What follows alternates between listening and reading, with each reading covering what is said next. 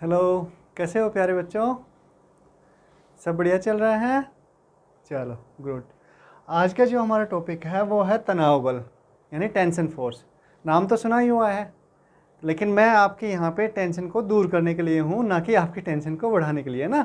हाँ, तो tension force मतलब कैसे हमारे एग्जाम में पूछा जाता है कि हमें क्या इसमें समझने की ज़रूरत है। टेंशन फोर्स होता क्या है, मतलब तनाव बल होता क्या है, और उसके साथ में हम इसको जो हमारे सवाल होते हैं किसमें, नीट में, जेई में या जेई एडवांस में, तो उनको कैसे सोल्व करते हैं ना, उसमें तनाव बल को कैसे हम कैलकुलेट करते हैं, ये सारी बातें हम आज इस क्लास में समझेंगे बेटा। ठीक है, तो बड़ा सिंपल सा टॉपिक है, मुश्किल बिल्कुल भी नहीं है। हाँ नहीं, वास्तव में मुश्किल नहीं है बड़ा। अगर मैं कहूँ कि एक छोटा बच्चा भी इसको समझता है तो आपको लगेगा कि सर मजाक कर रहे हैं, लेकिन मजाक नहीं, वास्तव में एक छोटा बच्चा भी इसको समझता है। फिजिक्स है ही एक ऐसे सब्जेक्ट जिसको हर कोई समझता है। आपको फिजिक्स पहले से आती है ना? हाँ, अभी हम डिस्कस करेंगे कैसे आती है, इवन एक छोटा बच्चा कैसे समझ सकता है, अभी हम इस बात को डिस्कस भी करेंगे। तो तनाव बल में हम चलो शुरू करते हैं क्लास। अच्छा, इससे पहले बेटा, हाँ, आपको हो सकता है कि इस क्लास में कुछ अंग्रेजी के वर्ड्स क्या करने को, सुनने को मिले, तो हम पहले ही उसको डिस्कस कर लेते हैं। अगर बीच में कहीं पर अंग्रेजी के वर्ड्स, मैं कोशिश करूंगा कि पूरी हिंदी में क्लास हो, लेकिन फिर भी अगर इंग्लिश के कुछ वर्ड्स आते हैं, अंग्रेजी के कुछ शब्द आते हैं, तो आप उनको एक बार इसको स्क्रीनशॉट ले लीजिए और एक बार इसको समझ लीजिए। स्क्रीनशॉट लेके या वीडियो को पोज करके यहाँ पर, और इनको एक बार थोड़ा सा समझ लीजिए। जैसे कि हम टेंशन फोर्स को तनाव बल कहते हैं, मतलब तनाव बल को टेंशन फोर्स कहते हैं। साम्यावस्था होती है कौन सी, बैलेंस स्टेट। अगर मैं बोल रहा हूँ बैलेंस्ड है, तो इसका मतलब कि मैं साम्यावस्था की बात कर रहा हूँ। कंपोनेंट अगर मैं बोल रहा हूँ तो मतलब बल के, मतलब कंपोनेंट ऑफ फोर्स बोल रहा हूँ मैं, तो इसका मतलब बल के घटकों की बात कर रहा हूँ ना। हाँ, अगर क्षैतिज को क्या कहते हैं इंग्लिश में, हॉरिजॉन्टल बोलते हैं, तो हो सकता है हॉरिजॉन्टल मुंह से निकले तो आप समझ रहे हैं क्षैतिज की बात कर रहा हूँ मैं। वर्टिकल बोल रहा हूँ तो ऊर्ध्वाधर की बात कर रहा हूँ, राइट। फ्री बॉडी डायग्राम बहुत कॉमन सा वर्ड है, फ्री बॉडी डायग्राम, हो सकता है आप लोगों ने पढ़ा होगा ना। हाँ, तो इसको बल निर्देशांक बोलते हैं, निर्देशांक नहीं, निर्देशांक। Sorry, just 1 second.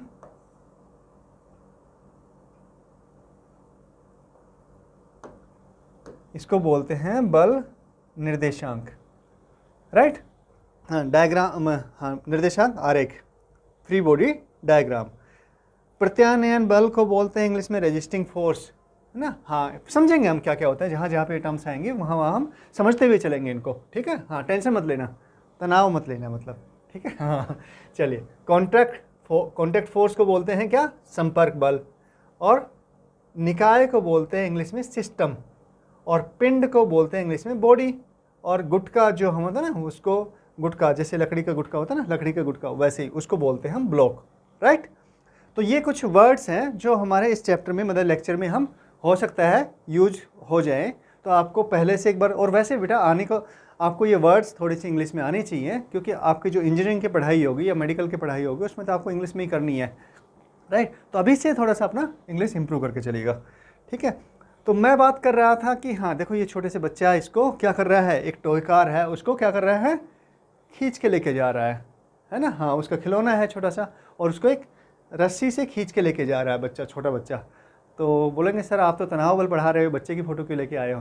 तो यही समझाने के लिए लेके आया हूँ कि इस छोटे से बच्चे को भी तनाव बल के बारे में पता है, और इवन आपको भी पता है। मैं जस्ट आपको याद दिलवा रहा हूँ। जैसे क्या था, जामवंत जी ने हनुमान जी को सोई हुई ताकत याद दिलवाई थी ना। हाँ, वैसे ही आपको फिजिक्स ऑलरेडी आती है, बस आपको अपने चारों तरफ फिजिक्स देखनी है, उसको समझना है, और जो फिनोमिनाज हो रहे हैं, जो चीज़ें हो रही हैं आपके आसपास में ना, ऐसे आप देखेंगे, ऑब्जर्व करेंगे तो बहुत सारी चीज़ें आपको नजर आएंगी जो फिजिक्स की हैं।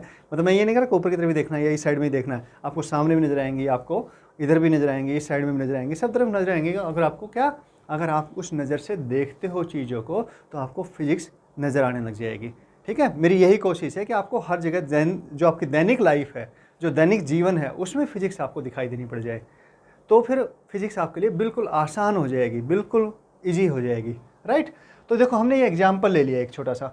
इसमें क्या हो रहा है कि देखो, बच्चे को भी इसको पता है कि अगर मैं अपनी ये गाड़ी को, इसकी जो टॉय, जो मतलब खिलौना है, खिलौना गाड़ी है, इसको अगर इसको आगे बढ़ाना है ना, इसको खींच के लेके जाना है, तो बच्चे को क्या करना पड़ेगा कि जो ये रस्सी है जिससे इसने बांधा है, जिस धागे से इसने बांधा है, उसको क्या करना पड़ेगा, उसको तनाव देना पड़ेगा, उसको क्या करना पड़ेगा, खींचना पड़ेगा, जिससे कि वो क्या होगी, टाइट हो जाएगी रस्सी, है ना, खिंच जाएगी, तनाव आ जाएगा उसमें।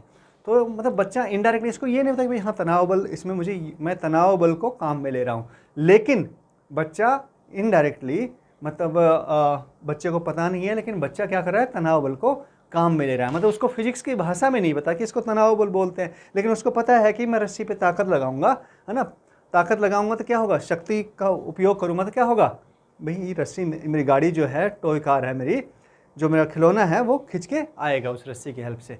तो इसका मतलब ये है कि बच्चे को भी पता है कि भाई हाँ कुछ न कुछ रस्सी को वैसे अगर मैं करूँगा तो रस्सी वैसे नहीं आएगी, रस्सी में तनाव पैदा करना पड़ेगा, किसके लिए, इसको खींचने के लिए।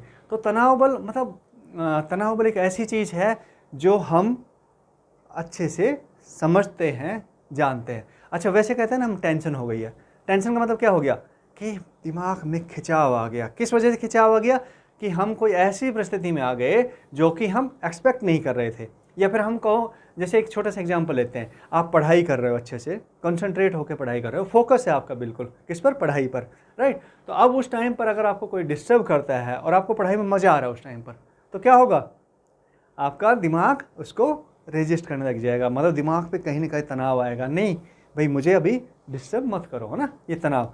तो हम इस तरह की जो है तनाव बल मतलब कहीं खिंचाव की बात करता है, क्या करता है, खिंचाव की बात करता है। तो रस्सी में भी ये क्या कर रहा है, खिंचाव है। अच्छा खिंचाव आता कहाँ से है, तो बेटा ये अगर हम इसको देखें कि मतलब तनाव पैदा कैसे हुआ, रस्सी में पैदा कैसे हुआ, तो ऑब्वियसली उसने बल लगाया, बच्चे ने कोई बल लगाया, उससे तनाव पैदा हुआ। लेकिन ये होता क्यों है, मतलब ये कहाँ से आता है, तो इसमें कैसे होगा कि जैसे प्रत्यानयन बल सुना है ना, हाँ, रेजिस्टिंग फोर्स आपका, तो वो पैदा होता है जैसे ही रस्सी पर फोर्स लगेगा और मतलब बल लगेगा। कैसे, बल जब दोनों साइड से लगेगा, एक साइड से नहीं। अगर किसी रस्सी को आपने एक साइड से ऐसे उठा लिया, जैसे ये एक रस्सी है ना, हाँ, और इसको मैंने इधर से उठा लिया, तो इस पर कोई बस रस्सी में कुछ नहीं हुआ ना, हाँ, इसमें कोई तनाव पैदा नहीं हुआ। लेकिन अगर मैं इसको ऐसे करके खींचता हूँ, फोर्स करता हूँ और इधर से मैंने टाइट पकड़ लिया इसको, तो क्या हो गया, अब इसमें तनाव पैदा हो गया। देखो तनाव पैदा हो गया ना इसमें, हाँ, तो ये तनाव पैदा हो गया। और ये अब क्या करेगी, अगर इसमें फोर्स को अलग हो जाएगा, मतलब यहाँ पे मैंने बल ज़्यादा लगाया मैंने इस हाथ से और इस हाथ पर बल मैं कम लगा रहा हूँ, तो क्या करेगा, जो बल की वजह से इधर खिंचता चला जाएगा, राइट। यही चीज़ इसमें क्या हो रही है, ये वाले एग्जाम्पल में हो रही है। लेकिन ये तनाव रस्सी में पैदा कैसे होता है उसको हमें समझना है पहले, ठीक है। हाँ, तो देखते हैं, चलो। हाँ, हम क्या काम करते हैं कि ये रस्सी का एक छोटा सा टुकड़ा ले लेते हैं यहाँ से, और इसको हम क्या करते हैं, इसको हम बड़ा करके देखते हैं, बड़ा करके मतलब जूम समझते हो ना, हाँ, जूम करके देखते हैं इसको। तो हमें समझ में आया कि भाई रस्सी तो इस तरह से दिखाई पड़ती है। जब इसको बड़ा करके देखा तो हमने देखा कि भाई इसके जो अणु हैं उनके बीच में तो जगह है ना। अब हमने क्या किया, हम क्या इसको और बड़ा करके देखा, हमने क्या किया, और बड़ा करके देखा। और बड़ा करके देखने का मतलब क्या है कि हम देखना चाहते हैं कि भाई इसके अंदर हो क्या रहा है। इसमें अगर हम इसको और बड़ा करते हैं, इसको देखा हमने बड़ा करके, तो हम देखते हैं क्या, अब हमें इसके जो अणु हैं वो बड़े बड़े दिखाई पड़ने लग गए। कैसे दिखाई पड़ने लग गए, हमें बड़े बड़े दिखाई पड़ने लग गए। और कैसे हैं, देखो इस तरह का दिखाई पड़ने लग गए। अब उनके बीच में हमें जगह भी दिखाई नजर आने लग गई। जब हमने इसको और बड़ा किया तो इस तरह के अणु दिखाई पड़ रहे हैं, राइट। हाँ, अब हो क्या रहा है, देखो ये अणुओं के बीच में क्या होता है, अणु किससे मिलकर बने होते हैं, आपके इलेक्ट्रॉन और प्रोटॉन। बिल्कुल सही बात है, नाभिक में प्रोटॉन होते हैं और इलेक्ट्रॉन बाहर आपके चारों तरफ चक्कर लगाते हैं। बिल्कुल ठीक है ना। हाँ, तो अब क्या हो रहा है कि इस अणु के जो नाभिक में तो क्या है, प्रोटॉन है, और इधर से इसके इलेक्ट्रॉन चारों तरफ चक्कर लगा रहे हैं, इस अणु के ना, किसके, नाभिक के चारों तरफ चक्कर लगा रहे हैं। तो वो इसका जो नाभिक है वो क्या करेगा, इसके इलेक्ट्रॉन को अपनी तरफ खींचेगा। क्या करेगा, अपनी तरफ खींचेगा, पुल करेगा, राइट। समझ में आ रहा है बेटा। तो मतलब इसके नाभिक ने इस अणु पर कैसे फोर्स लगाया, अपनी तरफ फोर्स लगाया, ऐसे फोर्स लगाया। कौन सी दिशा में, कैसे बल लगाया, फोर्स को तो पता है ना क्या बोलते हैं हम, बल को फोर्स बोलते हैं बेटा। इसने इस पर ऐसे फोर्स लगाया, ऐसे बल लगाया, ठीक है। तो अब बोला कि भाई तू लगा रहा है तो मैं भी कुछ तो करूँगा, है ना, वो अणु ने, क्योंकि वो भी शांत तो बैठेगा नहीं। तो उसने क्या कहा, इसने भी अपने नाभिक को कहा कि भाई तू भी इसके इलेक्ट्रॉन को खींच अपनी तरफ। तो इसने क्या किया, इसके जो बाहर इलेक्ट्रॉन थे उनको इसके नाभिक ने खींचा ऐसे, और ऐसे ही इसके नाभिक ने इसको भी खींचा, तो इस पर ऐसे फोर्स लगा, इसके नाभिक ने इसको खींचा, राइट। तो ये प्रोसेस चलती जाती है ऐसे ऐसे, क्या कर रहे हैं, ये प्रोसेस सब पर चलती जाती है, ये इससे खींचता है, ये इसको खींचता है, ऐसे चलती है। तो ये जो क्या प्रोसेस हो रही है, ये कि आपका मतलब वैसे क्या बोलेंगे, इंग्लिश में बोलते हैं इलेक्ट्रोमैग्नेटिक फोर्स किसके बीच में होता है, जो मतलब सब एटॉमिक, मतलब कि अणु नाभिक के लेवल पर जो बातें होगी, अणु के लेवल पर जो बातें होगी, जो फोर्स जो बल लगता है उसको बेसिकली क्या है, वैद्युत बल है। लेकिन यहाँ पे चार्ज की बात नहीं कर रहे, हम आवेश की बात नहीं कर रहे हैं। किसके बीच में वैद्युत बल है, आपके नाभिक और दूसरे अणु के इलेक्ट्रॉन के बीच में, एक अणु का नाभिक और दूसरे के इलेक्ट्रॉन, उनके बीच में आपका क्या है, वैद्युत बल है, ठीक है। हाँ, तो ये जो बल है, जैसे ही क्या करेगा, हमने इसको खींचा, किसको, रस्सी को खींचा, तो क्या करेगा सॉरी, तो रस्सी को जैसे ही खींचा बेटा, तो उसमें क्या होगा कि ये आपका जो वैद्युत बल है, जो कि इन दोनों को बांध के रखा हुआ है, ये इसको क्या करेगा, रेजिस्ट करेगा, इसको अपोज करेगा, इसको मतलब इस बल को, जो खींचने की बल है, मतलब खींचने से क्या होगा, टूट जाएंगे। अगर उसमें बल नहीं लगेगा तो उसके अणुओं के बीच में बल नहीं लगेगा तो क्या करेंगे, टूट जाएगा ना, हाँ, रस्सी टूट जाएगी। लेकिन उसके अणुओं के बीच में जो बल है वो उसको बांध के रखता है ना। उस जो बल हमने बाहर से लगाया, बच्चे ने जो खींचा, इसको, इस बल को क्या करता है, प्रतिरोध करता है। तो इस बल को क्या कहते हैं, प्रत्यानयन बल बोलते हैं ना, हाँ, किसके, अणुओं का।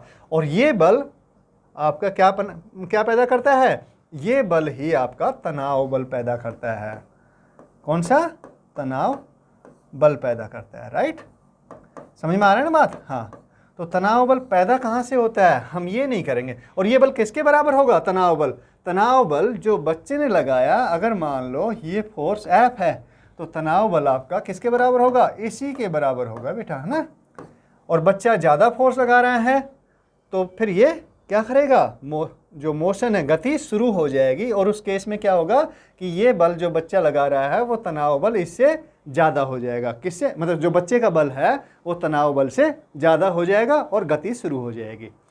तो यही इसका बेसिक है, यही इसका जो कहेंगे कि भाई नींव है किसके, तनाव बल की, कि भाई कैसे फंडामेंटल कॉन्सेप्ट है कि कैसे तनाव बल पैदा होता है, ठीक है। अब हम तनाव बल के बारे में कुछ और थोड़ी बातें सीखेंगे, तो उससे पहले हम ये एग्जाम्पल को लेंगे, लेकिन उससे पहले हम ये समझते हैं कि भाई तनाव बल रस्सी में काम कैसे, ये तो समझ में आ गया काम कैसे करता है। लेकिन हम अपने जो सवाल होते हैं और जो सिचुएशन हमें दी होती है फिजिक्स में, जो परिस्थिति दी होती है कि भाई कैसे कैसे क्या क्या चीज़ें काम कर रही है, उसमें हम रस्सी को आदर्श रस्सी मानते हैं, आदर्श डोरी मानते हैं, आइडियल रोप मानते हैं। क्या मतलब हुआ इसका, इसका मतलब ये हुआ कि हम मानते हैं कि जिस रस्सी को हम उपयोग में ले रहे हैं उसका मास, मतलब उसका द्रव्यमान है वो बहुत ही कम है, उसको हम क्या कर सकते हैं, उसको हम नगण्य मान सकते हैं, इग्नोर कर सकते हैं, नेग्लिजिबल मान सकते हैं। समझ में आ रही बात, हाँ।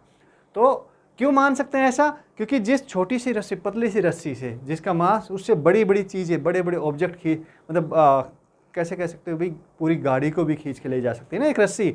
कभी गाड़ी ख़राब हुई, देखा ना, हाँ, दूसरी गाड़ी उसको खींच के लेके जा रही है, तो उस रस्सी में तो कितना सा वजन है, उसमें आपका 2 kg वजन होगा, 1 kg वजन होगा। और गाड़ी कितने वजन की है, गाड़ी तो टन की है, उसको खींच के लेके जा रही है एक रस्सी, है ना। हाँ, तो उस गाड़ी के कंपैरिजन में इस रस्सी का वजन कितना हो गया सर, बिल्कुल नेग्लिजिबल होगा, नगण्य हो गया। क्लियर है। इसलिए हम ये मानते हैं कि रस्सी जो हमारी होती है, जिसमें कि तनाव बल पैदा होता है, रस्सी कह लो, चेन कह लो, है ना, हाँ, रोप कह लो, कुछ भी, जो भी डोरी है, उसको हम द्रव्यमान रहित मानते हैं। इस पहली बात समझ में आ गई, क्लियर। ये हमारी आदर्श रस्सी की परिकल्पना है। दूसरी कहते हैं कि अवितान्य है। अवितान्य का मतलब क्या हो गया कि जैसे उस पर बल लगेगा तो उसकी लंबाई, अगर मान लो उसकी 1 मीटर लंबाई है, 5 मीटर लंबाई है, तो जैसे उस पर बल लगा तो वो 5 मीटर से 5.5 मीटर नहीं होगी। क्या कह रहा हूँ मैं कि वो उसकी लंबाई बढ़ेगी नहीं, बल लगाने पर तो लंबाई उतनी ही रहेगी। अगर बल लगाने पर लंबाई बढ़ जाएगी तो क्या होगा कि जो उसके अणु होंगे उनके बीच में जगह बढ़ गई, और जहाँ पर कुछ जगह पे जहाँ बढ़ गई तो वहाँ पे जो कौन सा आपका जो रेजिस्टिंग फोर्स है वो मतलब जो परमाणु एक के नाभिक और दूसरे के इलेक्ट्रॉन के बीच में था, तो दूरी बढ़ी तो फोर्स की वैल्यू जो बल है वो क्या हो गया, परिवर्तित हो गया, उतना नहीं बचेगा, है ना। तो हम क्या मानते हैं कि भाई रस्सी जो हमारी है उसकी डोरी जो है उसकी लंबाई ज़्यादा मतलब बल लगाने पर बढ़ती नहीं है, उतनी ही रहती है, सेम रहती है, ठीक है। तो रस्सी कैसी मानते हैं, अभितान्य मानते हैं ना, अभितान्य।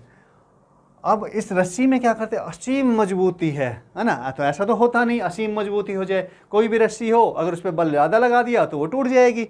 लेकिन हमारे जो सवाल होते हैं उनके लिए हम ये मान के चलते हैं कि जब तक कि उसमें कहा ना जाए सवाल में कि भाई ये टूट सकती है ना, तो उस केस में तो क्या होगा, हमारा जो सवाल है उसकी दिशा बदल जाएगी कि भाई रस्सी टूट भी सकती है, इतने फोर्स पे टूट सकती है, इतने बल पर टूट सकती है। तो मतलब कहीं ना कहीं उसने हमें क्या दे दी, लिमिट बता दी, भाई हमारे कि इतना ही बल लगा सकते, उससे ज़्यादा नहीं लगा सकते। लेकिन जब तक ऐसी कोई लिमिट दी नहीं हमें, तो हम क्या मानते हैं कि रस्सी की जो शक्ति है वो मजबूती है वो कैसी है, असीमित है, कितना भी बल लगाए उस पर, कितना भी तनाव आ जाए वो टूटेगी नहीं। इसका सिंपल से इतना मतलब मानते हैं बेटा, ठीक है। तात्कालिक प्रतिक्रिया मतलब क्या कह रहे हैं कि जैसे ही उसमें रस्सी में हमने बल लगाया तो वैसे बल के साथ में ही क्या होगा कि वो जैसे ही रस्सी क्या हो गई, मतलब टाइट हो गई है ना, खिंच गई रस्सी, यानी कैसी हो गई, हाँ खिंच गई रस्सी, तो उसके इसमें क्या होगा कि उसी टाइम पर उसमें तनाव पैदा हो जाएगा, और जितना मतलब बल बढ़ाया उसी हिसाब से तनाव भी उसमें बढ़ जाएगा। अगर उसकी मूवमेंट शुरू नहीं हुई, मतलब गति शुरू नहीं हुई तो ऑब्जेक्ट की ना, हाँ तनाव बढ़ता चला जाएगा, और वो उसी क्षण होगा। ताक्षणिक मतलब तात्कालिक मतलब उसी क्षण होगा, राइट। उसमें ऐसा नहीं होगा कि भाई अभी हमने बल लगा रहे हैं धीरे धीरे करके और फिर रस्सी में तनाव धीरे धीरे करके बढ़ रहा है, ऐसा नहीं होगा। रस्सी में तनाव, तो रस्सी में तनाव उसी टाइम पे आ जाएगा, ठीक है। इसका मतलब ये है सिंपल। तो ये आदर्श रस्सी की, आदर्श डोरी की विशेषताएं हैं बेटा। तनाव दूर की तरफ हो लगता है, हाँ। अब ये हम कह रहे हैं बड़ा सिंपल सी, मतलब बहुत इंटरेस्टिंग सी बात है कि तनाव हमेशा जिस भी पॉइंट पर, जिस भी बिंदु पर हमने तनाव लिया रस्सी के, तो वो क्या होगा, वो दूर की तरफ जाता है। मतलब ये वैसे ध्यान रख लो, एक ध्यान रखने के लिए ट्रिक बताऊं, हाँ आपने पढ़ा होगा, आपने देखा होगा किसी हिंदी मूवी में डायलॉग होता है ना, टेंशन देने का, टेंशन लेने का नहीं है, टेंशन देने का, मतलब तनाव देने का, तनाव लेने का नहीं है। और चाहे दो मत, ये तो मतलब वैसे नहीं होना चाहिए कि आम जिंदगी में हम किसी को टेंशन दे रहे हैं, तनाव दे रहे हैं, ऐसा नहीं होना चाहिए। पर टेंशन जो तनाव है वो लेना नहीं है। क्यों नहीं लेना है, एक अच्छी और बेहतर ज़िंदगी के लिए तनाव ज़िंदगी में नहीं रखते हैं ना, हाँ। तो तनाव लेना नहीं है, तनाव हमसे दूर जाना चाहिए ना, ये चीज़ ध्यान रखना बेटा, ठीक है। कैसे, देखो वैसे इसको समझने के लिए हमें पिछले वाली स्लाइड पे जाना पड़ेगा हमें, ओके कोई बात नहीं, हाँ ये चलते हैं। ये देखो यहाँ पर, तो देखो इस पर जो बल लग रहा है वो इससे दूर लग रहा है ना।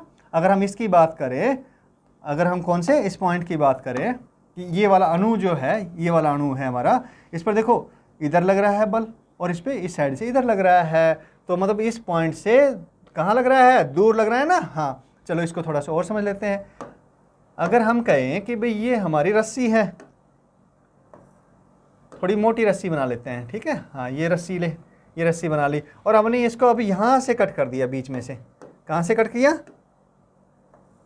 काट दिया हमने, कैंची उठाई और इसको यहाँ से काट दिया, ठीक है। और फिर हमने इस टुकड़े को इधर लेके गए, इस टुकड़े को इधर लेके गए, दोनों टुकड़ों को हमने क्या किया, अलग अलग कर दिया भाई।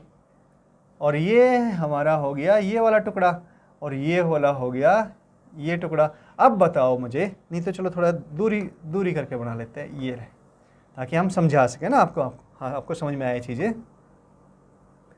अब चलो ये देखो, यहाँ पर जो अणु है इसका, ये वाला अणु, इस पर बल कैसे लगेगा, देखो इस तरह से, तो बल लगेगा इस पर इस दिशा में। इसके जो बाहर क्या होते हैं, इलेक्ट्रॉन होते हैं ना, तो इलेक्ट्रॉन को इसका जो नाभिक है वो अपनी तरफ में क्या करेगा, अट्रैक्ट करेगा। तो इस पर बल लगेगा इस तरफ, और इस पर बल कहाँ लगेगा, इधर जो आपका अणु है उस पर इसका जो नाभिक है इसके बाहरी इलेक्ट्रॉन पर बल लगाएगा। ये समझा था ना हमने यहाँ पर, तो इस पर बल लगेगा इधर, हाँ। अब समझ में आया कि ये जो टुकड़ा है रस्सी का, कौन सा, चलो ये वाला टुकड़ा कर लेते हैं कंसिडर हम, तो इस पर बल कहाँ लग रहा है, बल बाहर की तरफ लग रहा है। तो ध्यान रखना हमारा जो ये वाला पॉइंट है, ये वाला बिंदु है कि तनाव दूर की तरफ लगता है। इसका मतलब सिंपल सा क्या है कि अगर रस्सी कहीं से भी, हम किसी भी बिंदु को देख रहे हैं जहाँ पे रस्सी की हमने गांठ लगाई हुई है किसी ब्लॉक पे, जैसे इस पर हमने यहाँ पे रस्सी को बांधा हुआ ना, तो अगर हम इस बिंदु को देखेंगे तो रस्सी को, अगर हम रस्सी को देख रहे हैं, देखो यहाँ से हमने रस्सी को कट कर दिया तो रस्सी के इस हिस्से पर उधर तनाव लगेगा और रस्सी के इस हिस्से पर, उधर वाले हिस्से पर इधर तनाव लगेगा। समझ में आई बात? हाँ, जो हमने उसमें पीछे अभी समझा था। क्लियर है ना? हाँ, और अगर हम इस ब्लॉक पे देखो, ये क्या हो रहा है कि हमने एक सिंपल ब्लॉक लिया है बेटा, ये वाला, और इसको एक रस्सी से बांधा हुआ है जिस पर कि हमने एक बल लगाया हुआ है F। ठीक है, अभी हम इस पर भी आ रहे हैं। तो इस पर अगर हम देखेंगे इस ब्लॉक पर, तो बल कहाँ लगेगा? इस साइड में लगेगा। इस पर तनाव बल है ना, तनाव की रस्सी की वजह से जो तनाव है वो कहाँ लगेगा? इस साइड में लगेगा। लेकिन रस्सी के इस सिरे पर बल उस साइड में लगेगा, तनाव बल। तनाव कैसे होता है? जहाँ से भी हम खड़े हैं उससे दूर भेजते हैं हम तनाव को, अपने पास नहीं बुलाते, तनाव को दूर भेजते हैं। राइट? हाँ, समान तनाव। अब क्या कह रहा है कि अगर रस्सी आपकी जो डोरी है, डोरी अगर आपकी आदर्श है, आइडियल है, आइडियल स्ट्रिंग है, आइडियल रोप है, तो उस केस में कैसा रहेगा? पूरी रस्सी में तनाव सेम रहेगा। ऐसा नहीं होगा कि इसका जैसे हम इसको एग्जाम्पल को समझते हैं। चलो, क्या कहने का मतलब है समान तनाव का मतलब? समान तनाव का मतलब है कि इस पूरी रस्सी में यहाँ से लेके यहाँ तक की ये लेंथ रस्सी की, ये लंबाई है रस्सी की, जो आपकी ये कलर की दिख रही है ना, हाँ ब्लू कलर की, तो ये रस्सी की लंबाई है। तो इसमें तनाव सब जगह बराबर रहेगा। अच्छा, क्यों रहेगा बराबर सर? समान क्यों रहेगा तनाव? आप पूछ सकते हैं ना। बिल्कुल, तो मैं बता रहा हूँ इसके लिए आपको। क्या है कि समझ लो, मान लो कि यहाँ पर हमारा तनाव को T से लिखते हैं, टेंशन ना, T फॉर टेंशन। तो यहाँ पर मान लेते हैं हम तनाव हमारा T1 है। इस पॉइंट पे मान लेते हैं हमारा तनाव T2 है। इस पॉइंट पे T1, इस पॉइंट पे T2। ठीक है, अब क्या होगा अगर हम इस रस्सी का फ्री बॉडी डायग्राम का मतलब क्या हो गया आपका? देखो, ध्यान करो, बल निर्देशांक आरेख। बल निर्देशांक आरेख कैसे बनाते हैं? बल निर्देशांक आरेख ऐसे बनाते हैं कि इस पूरी किसी भी, अगर हम इसका भी बनाएंगे तो इसको हम एक बिंदु मान लेंगे बेटा। क्या मान लेंगे? बिंदु मान लेंगे, और उस बिंदु पर बल लगाएंगे। जितने भी बल लग रहे हैं, जिस भी दिशा में लग रहे हैं, तो उन पर, इस पे लगने वाले इस पूरे इस ब्लॉक पर, मतलब इस आपके क्या गुटके पर जो बल लगेंगे, इसको बिंदु मानेंगे। ऐसे एक बिंदु मान लेंगे, और फिर अगर इस पे इधर बल लग रहा है तो हम उसको एरो से ऐसे दिखाएंगे डायरेक्शन, और उस बल की मान लिख देंगे। जो परिमाण है उसका वो लिख देंगे। कितना है कि भाई 10 न्यूटन है, 50 न्यूटन है, कितना भी है, जो भी 10 न्यूटन का है, 50 न्यूटन का है, 500 न्यूटन का है ना, कितना भी हो, उसको हम उस दिशा में दर्शाएंगे। अगर ऊपर की तरफ बल लग रहा है तो ऊपर की तरफ हम एरो ड्रॉ कर देंगे, ऐसे एरो ड्रॉ कर देंगे। नीचे की तरफ लग रहा है तो हम नीचे की तरफ एरो ड्रॉ कर देंगे, उसकी वैल्यू लिख देंगे, उसका मान लिख देंगे। ठीक है, तो अगर हम इस रस्सी के लिए क्या बनाए?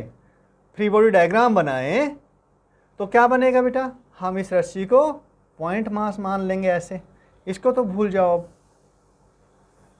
और इस पर हमने देखा कि इस पर कौन से बल है भाई? इस यहाँ पर अगर हम इसको कट करते हैं तो हमारा तनाव इस साइड में लगता है। कितना लगता है? वो T1 है। कितना है? T1 है। और इस साइड में लगेगा, यहाँ पर कट किया हमने तो तनाव क्या कहा था? दूर लगता है। कभी भी पास नहीं बुलाते तनाव को दूर भेजते हैं ना। हाँ, तो ये तनाव इस साइड में लगेगा, इस दिशा में लगेगा। कहाँ पर? रस्सी के अनुदिश लगेगा, है ना। हाँ, वेरी गुड। तो ये हमें समझ में आ गया कि इस पर T2 लग रहा है। यहाँ पर और कोई बल लग रहा है? इस पर नहीं, और तो कोई भी बल नहीं है सर। मास mg नीचे की तरफ लग जाएगा, लेकिन इसका जो द्रव्यमान है, ये तो द्रव्यमान रहित है, क्योंकि हमारी रस्सी कैसी है? आदर्श रस्सी है, आइडियल स्ट्रिंग है। तो मास तो हमारा, द्रव्यमान तो है नहीं, तो mg भी काम नहीं करेगा, और तो कोई भी फोर्स नहीं है। तो न्यूटन का जो दूसरा नियम है ना, सेकंड लॉ ऑफ न्यूटन, वो क्या कहता है कि जो नेट फोर्स होगा, नेट बाह्य बल होगा ना। नेट बाह्य बल का मतलब क्या हो गया कि भाई जितने भी उस पर बल लग रहे हैं, उनका कौन सा सदिश जोड़, कैसा? वेक्टर सम, सदिश जोड़। ठीक है, उसमें उसका जो रिजल्ट आएगा, उसका जो परिणाम आएगा, वो किसके बराबर होगा? द्रव्यमान गुणा त्वरण। उस बॉडी का। तो यहाँ पे बॉडी हमारी क्या है, पिंड क्या है हमारे, हम तो रस्सी है हमारी, ठीक है।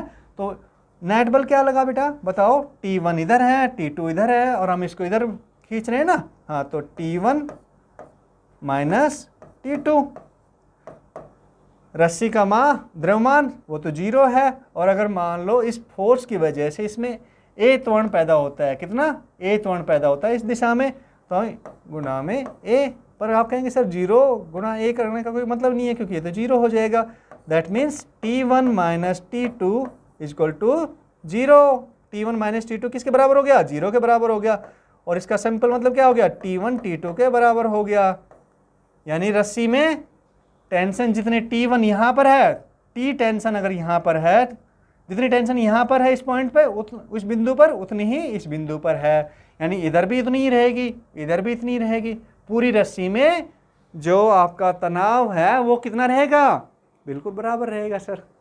सिंपल सी बात है ना। हाँ, तो ये हमें समझ में आ गया कि पूरी, अब क्या समझ में आया सर, इतनी सी बात समझ में आई कि द्रव्यमान रहित होगी रस्सी अगर वो कैसी है, आदर्श रस्सी है, तो अवितान्य होगी, मजबूती उसकी पूरी होगी, है ना, टूटेगी नहीं, और उसमें जैसे ही बल लगेगा वैसे ही उसमें प्रतिक्रिया आ जाएगी, है ना। हाँ, तनाव पैदा हो जाएगा। और तनाव को हमेशा अपने से कैसे भेजते हैं, दूर, टेंशन लेने का नहीं, टेंशन को पास पकड़ने का नहीं, बुलाने का नहीं, है ना। हाँ, टेंशन दूर भेजने का, ठीक है। हाँ, सिंपल सी बात है। तो तनाव को दूर भेजते हैं, और रस्सी में पूरा समान तनाव रहता है पूरी रस्सी में। तो चलो बेटा अब ये एग्जाम्पल ले लेते हैं। इसमें क्या दे दिया, इसमें दे दिया हमारे एक और चीज़ दे दी कि ये पुली है ना, वो चरखी होती है ना जिस पर से रस्सी पास होती है, कभी देखा है। हाँ, तो इसमें देखो कभी कंस्ट्रक्शन साइट पे जाओगे तो आपको दिखाई पड़ेंगे इस तरह का सीन ना, कि पुली से रस्सी बांध के और से आपको ऊपर पुल, मतलब नीचे से सामान ऊपर खींचा जाता है, ठीक है। हाँ, तो ऐसे ही है। अब इसमें क्या हो रहा है, देखो ये हमें एक डायग्राम दिया है, ये हमारे समझने के लिए है। तो पुली एक आदर्श पुली है, ये पुली है जिस पर से क्या होगा, रस्सी पास होगी, पुली अपने इस, ये जो एक्सिस है इसका ना, अक्ष है ये वाला ऐसे इस अक्ष पर घूमती है, रोटेट करती है ना, घूर्णन करती है, राइट। ओके, तो क्या करेगी बेटा, इस पुली का अगर आदर्श पुली है, तो आदर्श पुली का मतलब भी क्या है, आदर्श पुली का वही कि द्रव्यमान रहित है और उस पर घर्षण बल नहीं है किसी तरह का। क्या नहीं है, घर्षण बल। आदर्श पुली का मतलब हो गया कि द्रव्यमान उसका क्या हो गया, द्रव्यमान उसका हो गया 0, 0, और घर्षण बल कितना हो गया, घर्षण बल उस पर कितना लग रहा है, 0, है ना। ये आपके आदर्श पुली की बात हो गई। अगर ये कंडीशन है कि द्रव्यमान 0 है और घर्षण बल उस पर 0 है, तो द्रव्यमान 0 का मतलब क्या हो गया, वही आपका, जब हम तुलना करेंगे किसकी, जो यहाँ पे जो मास इस पे क्या हो रहे हैं, मतलब जो द्रव्यमान इनके जो ब्लॉक है, जो गुटके हैं, इनके द्रव्यमान है, या फिर जो भी वस्तु इस पे लटकाई गई है उसका जो द्रव्यमान है और पुली का जो द्रव्यमान है, अगर इन दोनों को कंपैरिजन करें, इन दोनों को क्या तुलना करें, तो इसका कैसा है, नगण्य है पुली का द्रव्यमान, ठीक है। इसका मतलब यही है बेटा। ओके, हाँ, अगर ये कंडीशन है, देखो ये अगर फुलफिल हो रही है, तो इसका मतलब क्या हो गया कि बस ये पुली का काम क्या हो गया, पुली का काम हो गया कि जो रस्सी में जितना भी तनाव है उसको सेम टू सेम रखना ना। और ये हमारी रस्सी कैसी है, डोरी कैसी है, वो हमारी आदर्श डोरी है, ठीक है। तो रस्सी में क्या होगा, तनाव सेम टू सेम रहेगा। अगर पुली के इस साइड में तनाव रस्सी में T था, तो दूसरी साइड में भी T रहेगा, और लेकिन डायरेक्शन चेंज होगी। देखो इस साइड में अगर हम पुली से देखें इस डोरी पर, तो तनाव इस साइड में रहेगा और ये इस साइड में रहेगा, क्योंकि हमने अभी पढ़ा था कि तनाव हमेशा दूर जाता है, दूर की तरफ काम करता है, ठीक है ना, ऐसे दूर की तरफ काम करता है। तो इससे पुली से इस साइड में रस्सी रहेगी, उसमें इधर काम करेगा और इससे इधर काम करेगा। मतलब पुली का काम क्या है कि जो बल है, रस्सी में जो बल है उसकी दिशा को चेंज करता है, उसके किसको, उसके मान को चेंज नहीं करता, उसके परिमाण को चेंज नहीं करता। किसको चेंज करता है, केवल दिशा को चेंज करता है, ठीक है। ये समझ लो बेटा। तो रस्सी में यहाँ पर भी टेंशन T रहेगी अगर आदर्श पुली है, और दूसरी तरफ भी टेंशन क्या रहेगी, T रहेगी, ठीक है। अगर इसका त्वरण हमारा a है, ये मास त्वरण a से नीचे जा रहा है, तो रस्सी की लेंथ, रस्सी की जो लंबाई है वो तो बदलेगी नहीं। तो अगर मान लो ये 1 मीटर से चलता है तो इसको 1 मीटर ऊपर चलना पड़ेगा, है ना। तो इसका त्वरण अगर 2 मीटर प्रति सेकंड है तो इसका भी 2 मीटर प्रति सेकंड हो जाएगा इस दिशा में। क्लियर है ना बिल्कुल? हाँ, कोई डाउट है इसमें, किसी तरह की कोई शंका अभी तक? बिल्कुल भी नहीं सर, क्योंकि रस्सी तो बढ़ेगी नहीं, रस्सी तो कैसी है, अवितान्य है। तो इसका भी, अगर इसका त्वरण a है तो इसका भी त्वरण a हो जाएगा। क्लियर है? तो अब हम क्या करेंगे, इसका देखो फ्री बॉडी डायग्राम बनाएंगे। किसका, किसके लिए, कि टेंशन इसमें कितनी होगी। तो इस मास का, अगर इस गुटके का अगर हम फ्री बॉडी डायग्राम बनाए तो कैसे बनेगा, चलो अभी बना देते हैं सर। फ्री बॉडी डायग्राम का मतलब क्या हो गया, बताया था ना, बल निर्देशांक आरेख। क्या, बल निर्देशांक आरेख। ठीक है बेटा? हाँ, ये याद रख लो, मुझे फ्री बॉडी डायग्राम ज़्यादा याद रहता है, ये वर्ड बिल्कुल जबान पे चढ़ा हुआ है तो आपको लेकिन ध्यान रखना। फ्री बॉडी डायग्राम का मतलब हो गया बल निर्देशांक आरेख। ठीक है? हाँ, तो ये देखो, ये हमारा द्रव्यमान हो, मतलब ब्लॉक जो गुटका हो गया ये है।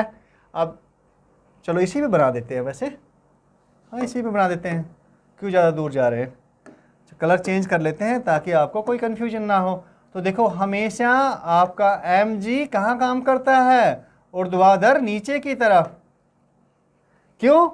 क्योंकि गुरुत्वाकर्षण जो बल है वो हमेशा हमारी जो धरती है उसके केंद्र की तरफ लगता है, और केंद्र कहाँ पर है, जहाँ पर भी हम खड़े हैं उसके नीचे केंद्र है बेटा।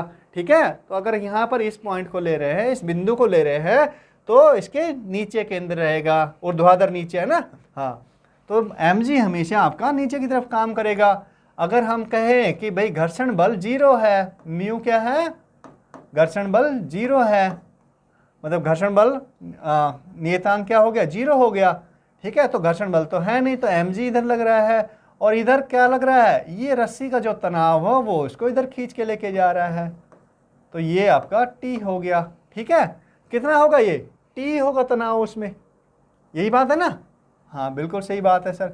और अगर ये थीटा है, चलो ये अभी हम डिस्कस नहीं करेंगे, ये बाद में डिस्कस करेंगे, कोई बात नहीं। अभी तो हम इतना समझ रहे थे कि इस पर बल जो लगेंगे वो तो mg तो नीचे की तरफ लगेगा, घर्षण बल है नहीं, और t इधर लगेगा, तो क्या हो गया, इधर तो t लग रहा है, ये t, और हमारा इधर mg लग रहा है। अब हम इसको क्या सोल्व कैसे करते हैं, इसको हम सोल्व कैसे करेंगे ये हम समझेंगे कब, जब पूरी चीज़ें इसमें समझ लेंगे, उसके बाद में समझेंगे बेटा। अभी हम केवल क्या समझ रहे हैं, तनाव को समझ रहे हैं कि तनाव कैसे लगेगा। अगर हम इस ब्लॉक की बात करें तो यहाँ पे तनाव कैसे लगेगा, इसमें ऊपर की तरफ लगेगा तनाव, ऐसे कितना लगेगा, t लगेगा। चलो अगर कहेंगे तो हम इसका वो भी बना देंगे, फ्री बॉडी डायग्राम बनाए हैं, चलो ठीक है, इसको बना देते हैं, इसको सोल्व कर देते हैं। तो बेटा अगर ये थीटा एंगल मान लेते हैं, इसको थीटा मान लेते हैं, तो इसका ये जो कंपोनेंट हो गया वो हो गया आपका mg का, mg साइन थीटा। और हमने पढ़ा था कि इस दिशा में क्या काम करेंगे, कॉन्टैक्ट सरफेस के परपेंडिकुलर, है ना, कॉन्टैक्ट सरफेस के अभिलंब पर अभिलंब बल काम करेगा। मान लो ये क्या करते हैं, n ले लेते हैं, तो इसका जो घटक होगा mg का एक घटक तो ये हो गया mg साइन थीटा, इसका जो दूसरा घटक होगा वो क्या करेगा, वो इस अभिलंब बल को बैलेंस करेगा, साम्य अवस्था में लेके आएगा ना। इस mg वो क्या होगा, ये थीटा है, तो आपका थीटा हो जाएगा, और ये mg कोस थीटा होगा। ठीक है? तो ये फ्री बॉडी डायग्राम बन गया इसका, ये आपका, ये इसमें mg साइन थीटा, और ये हो गया mg कोस थीटा, और ये आपका अभिलंब बल हो गया n। तो अभिलंब बल तो आपका किसको, अभिलंब बल, क्योंकि इस दिशा में तो कोई मूवमेंट है नहीं, गति है नहीं, तो क्या हुआ, n इजक्वल टू n किसके बराबर हो गया, mg कोस थीटा के। इस दिशा में तो कोई गति नहीं, तो एक दूसरे को क्या कर रहे हैं, ये बैलेंस कर रहे हैं, क्योंकि इस दिशा में क्या है, कोई गति नहीं है, साम्य अवस्था ही है इस दिशा में, तो ये n equal to mg cos theta हो गया। और इस दिशा में गति है, इस दिशा में गति है, तो इधर फोर्स क्या है, इधर बल क्या है, टी है, इधर बल कितना है, mg sin थीटा है, और a इसका त्वरण है इस दिशा में। तो क्या होगा बेटा, नेट बल कितना होगा, t, क्योंकि उस दिशा में गति है तो हम करेंगे उस दिशा को क्या लेंगे, पॉजिटिव लेंगे, राइट। हाँ, तो t minus mg sine theta किसके बराबर होगा, न्यूटन के सेकंड लॉ। न्यूटन का दूसरा नियम क्या है, द्रव्यमान गुणा त्वरण, ये होगा। तो t की वैल्यू क्या आएगी, mg sine theta plus ma, ये आपकी t की वैल्यू आएगी। और अगर इधर से निकालेंगे इसके है तो बेटा ये इसमें mg नीचे आएगा। चलो इसमें कलर चेंज कर लेते हैं। वैसे हम ज़्यादा डिटेल में जा रहे हैं, इसमें हमें डिटेल में ज़्यादा जाने की जरूरत नहीं है। चलो अगले एग्जांपल में हम केवल टी को ही समझेंगे, फ्री बॉडी डायग्राम नहीं समझ रहे ना हम यहाँ पर, फिर भी चलो। ये आपका एम तो कैपिटल है, ओके। सो mg ऊर्ध्वाधर नीचे की तरफ, और कोई फोर्स इसमें टी ऊपर की तरफ है सर, तीसरा कोई फोर्स नहीं है ना, नहीं है सर, ए दे रखा है हमें एक्स्ट्रा, इसका जो त्वरण है वो नीचे की तरफ है। तो हमारा फोर्स और गति कौन सी दिशा में, इस दिशा में गति कर रहा है ये गुट का आपका जो ब्लॉक है। सो ये mg minus T equal to M A, Newton के दूसरे नियम के हिसाब से। सो टी हो गया आपका एम में इधर आ जाएगा, टी इधर चला जाएगा, g माइनस ए, ये आपका इसके हिसाब से t आ गया, t की वैल्यू, और t की वैल्यू हमारी ये भी आई थी, हम दोनों को बराबर कर देंगे। a की वैल्यू निकल आएगी हमारे पास में, a का मान निकल आएगा, और a का मान इसमें रख देंगे, हमारे पास में t का मान निकल जाएगा। तो क्या करना पड़ता है हमें फ्री बॉडी डायग्राम ड्रॉ करना पड़ता है, लेकिन हमें यहाँ पर हम फ्री बॉडी डायग्राम तो हम और दूसरे लेक्चर में सीखेंगे बेटा। अभी हम क्या कर रहे हैं, अभी हम केवल तनाव बल को समझ रहे हैं, ठीक है। चलो तो आगे वाला एग्जाम्पल में देखते हैं।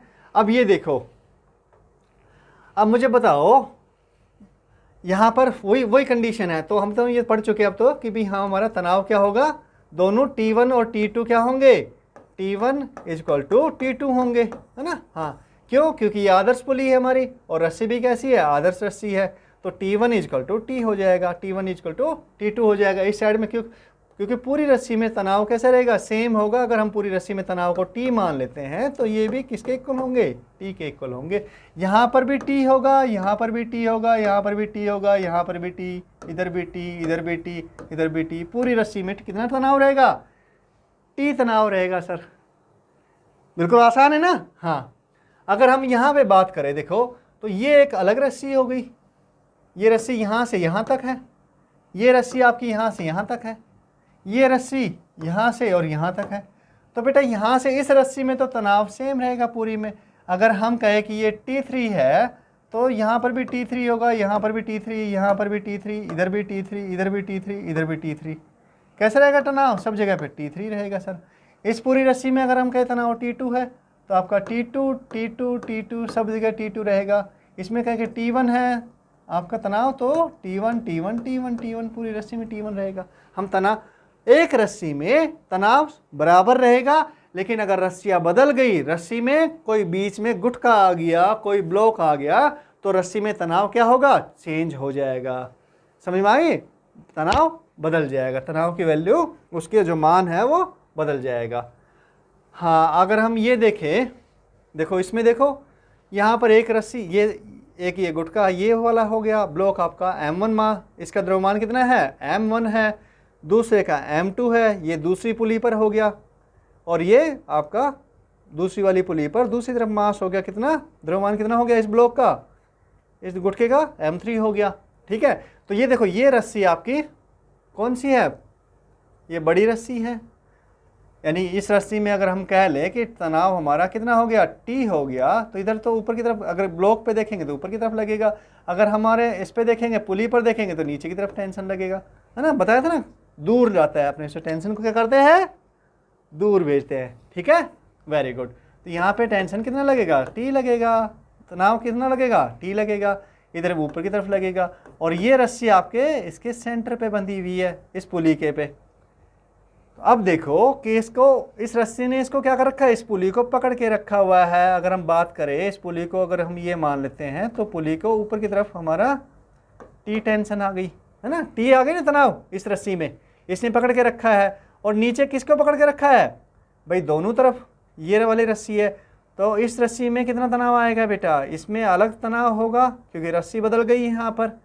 तो इसमें मान लेते हैं हम कितना है तनाव, T1 है भाई। इधर अगर हम पुली के लिए मानते हैं तो पुली पे इधर की तरफ नीचे की तरफ T1 लगेगा, इधर भी T1 लगेगा भाई, T1 लगेगा ना, हाँ बिल्कुल सर T1 लगेगा।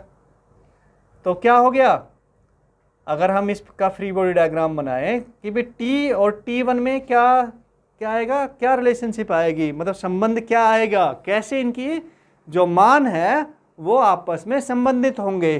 ठीक है, तो उसको देखते हैं एक बार। उसके लिए हमें क्या करना पड़ेगा, इसका जो पुली, ये वाली पुली है, इसका फ्री बॉडी डायग्राम ड्रॉ करना पड़ेगा। तो हमने इसको पुली को ये ले लिया, इसका ऊपर की तरफ टेंशन T हो गई, और मान लेते हैं नीचे की तरफ कितनी टेंशन लग रही है भाई, इस एंड पे T1 लग रही है, तो हमने ये T1 लिया टेंशन, और दूसरी तरफ भी T1 लग रही है, तो ये भी T1 हो जाएगी आपकी, ये T1 ये भी T1। यानी नीचे की तरफ रस्सी, इस पे पुली पे दो टेंशन लग रही है T1 की, और ऊपर की तरफ एक टेंशन लग रही है T। और इसका मास कितना है, द्रव्यमान कितना है, 0 है सर। तो इसको देखो न्यूटन के दूसरा जो नियम है वो लगा देते हैं। तो हम मानते हैं ऊपर T, नीचे की तरफ फोर्स कितना है, पर पुली तो नीचे की तरफ जा रही है ना, हाँ मास इधर है, गति तो किस तरफ रहेगी, क्योंकि इधर दो मास लग रहे हैं तो ये नीचे की तरफ रहनी चाहिए। अगर जबकि ये छोटा द्रव्यमान हो इस गुटके का और इनका ज़्यादा हो तो नीचे की तरफ रहेगी। तो चलो ऐसे, या ऊपर की तरफ भी जा रही है तो हमें क्या फर्क पड़ना है, हम तो इसको, हमें तो अपनी इक्वेशन लिखनी है, समीकरण लिखनी है। तो नीचे की तरफ 2T1 होगी, ऊपर की तरफ T है तो -T कर देंगे। ये तो नेट बल आ गया हमारा किस पर, पुली पर। और इस पुली का मास कितना है सर, 0 है। इसका त्वरण कितना है, नीचे की तरफ A है, कोई बात नहीं, तो 0 × A तो 0 ही आएगा।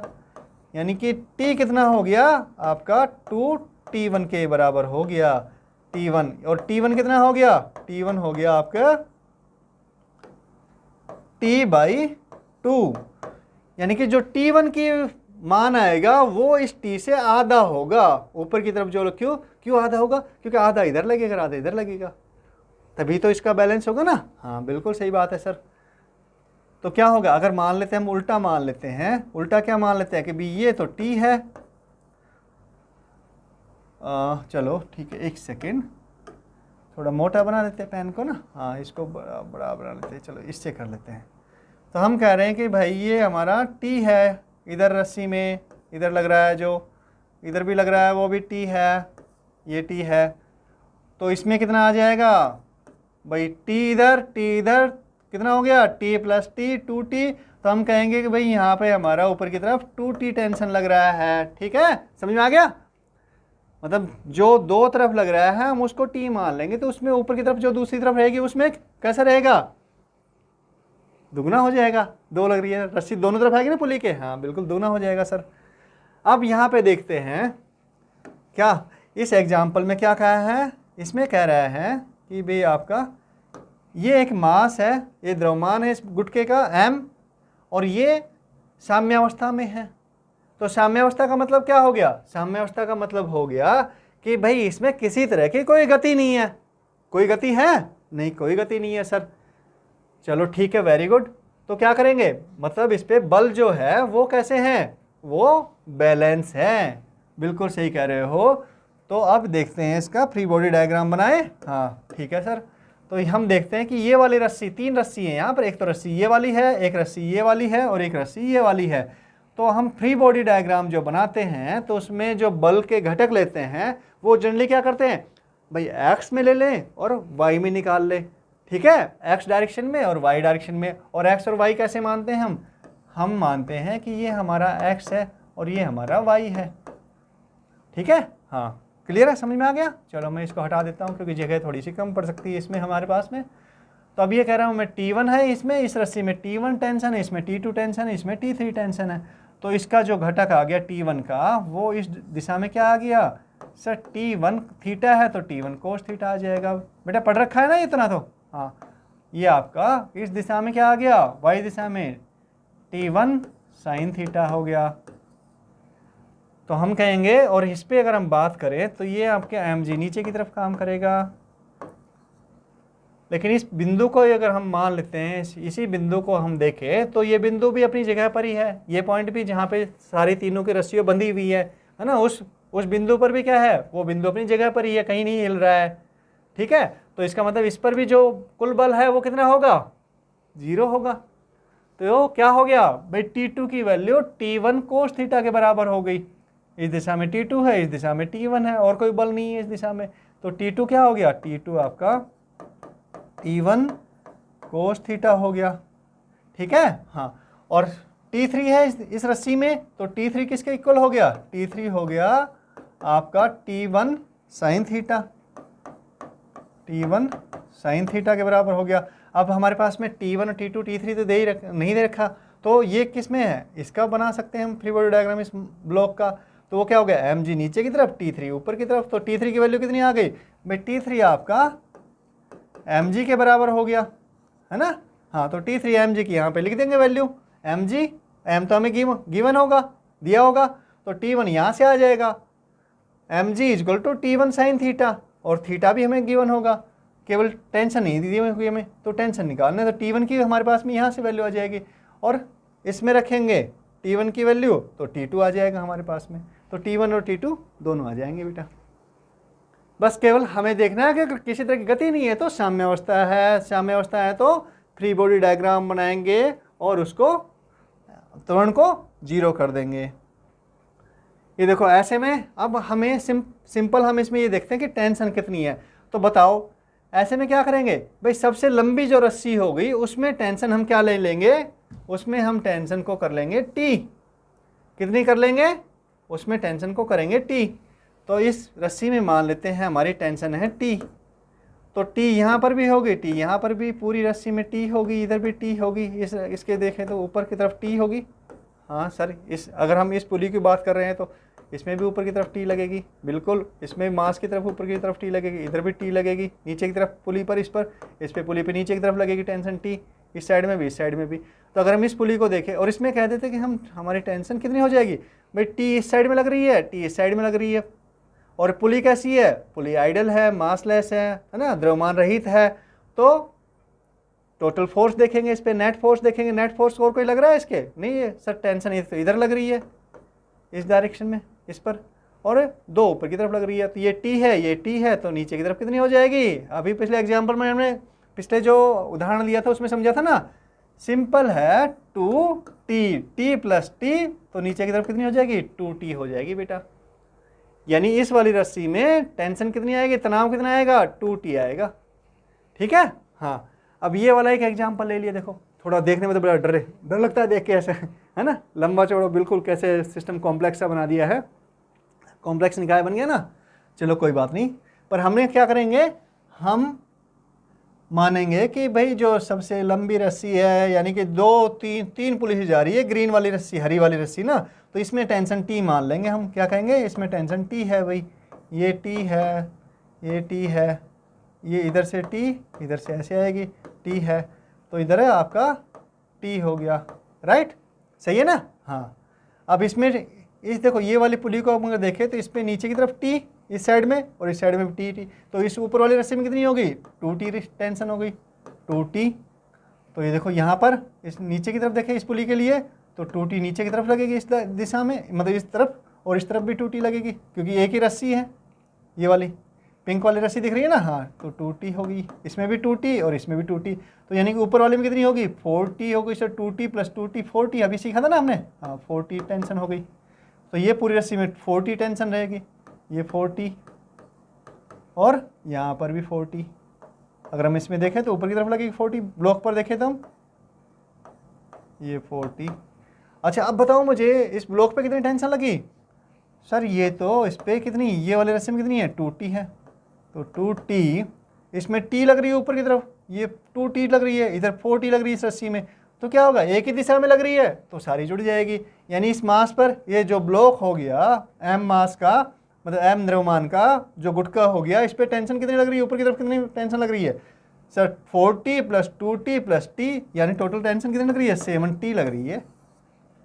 ठीक है, इस तरह से हम हल करते हैं बेटा। मुश्किल नहीं है ना, सिंपल सा ही है। हाँ, अगर हम इनकी बात करें, देखो वो एक दो एग्जाम्पल और आ गए हमारे पास में। तो ये सिस्टम कैसे दिया हुआ है, ये निकाय दिया हुआ है कि इसको ये जो बड़ा वाला जो क्या है ब्लॉक है, मतलब ये गुटका है, इसको हमने एक रस्सी से बांधा है ऐसे, उसको पुली से लेके गए, दूसरी पुली लगाई, और ये पुली क्या है, ये दोनों ये पुली आपकी फिक्स है। ठीक है, हाँ, ये पुली लेके आए, ये पुली आपकी इस ब्लॉक पर ही फिक्स है, इस ये वाले गुटके पर फिक्स है। यानी कि जैसे गुटका इधर जाएगा तो पुली भी आपकी इसके साथ में इधर जाएगी, गुटका इधर जाएगा तो ये पुली भी इधर जाएगी। और ये पुली क्योंकि ये दीवार से फिक्स है तो इन पर कोई किसी तरह की गति नहीं होगी। तो अब क्या कर रखा है, इस रस्सी को ऐसे ले जाके एक दूसरे ब्लॉक को बांध दिया है जिसका मास कितना है, m है। अब क्या करेगा भाई, इसको m नीचे की तरफ जाएगा, m तो नीचे की तरफ जाएगा, ये तो किस पे रखा हुआ है, ये तो आपका फर्श पे रखा हुआ है ब्लॉक।